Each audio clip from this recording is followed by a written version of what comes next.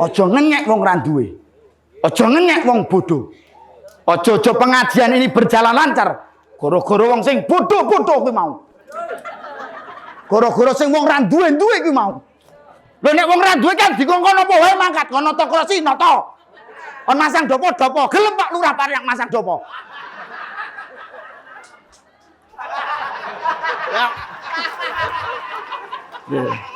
Kok aja tetep bolong Pak Lurah ya. Oke. Nggih. Wong soalé nggih ben kula karo Pak Lurah padha nyalone lurah ning kono dadi aku ora dadi.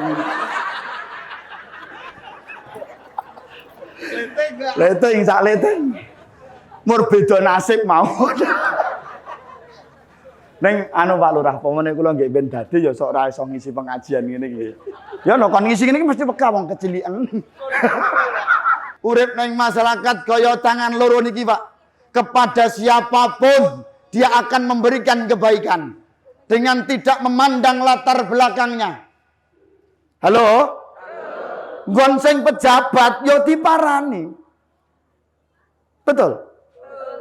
Bahkan sing paling dianggap paling jorok neng masyarakat dianggap paling melarat, paling pekok, paling elek pun tangan tetap datang. Bocah nom-nom kuwi. Endi nom-nomane? Rungokno le. Kowe nek canom biasane nyinom nggih. Kowe nek nyinom kuwi ana ora usah pilih-pilih. Nek nyinom ngene wong sugih mempung soalé rokoke akeh. Nek ngene wong ora duwe wis gan.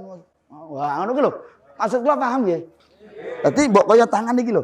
Tangan iki ndak pilih-pilih, Pak. Sing sugih ya ditekani.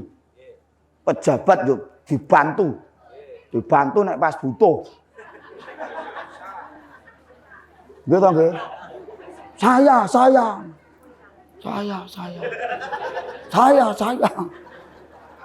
Gen monge krasa apa ora? Wonge ning ngarepku kok. Wonge rada lemu wae.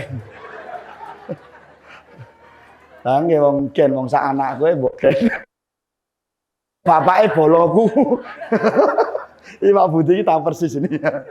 Tahu. Aja mbok critake lho ya. Halo.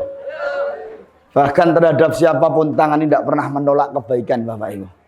Bahkan yang paling dianggap paling jorok pun dia tetap datang.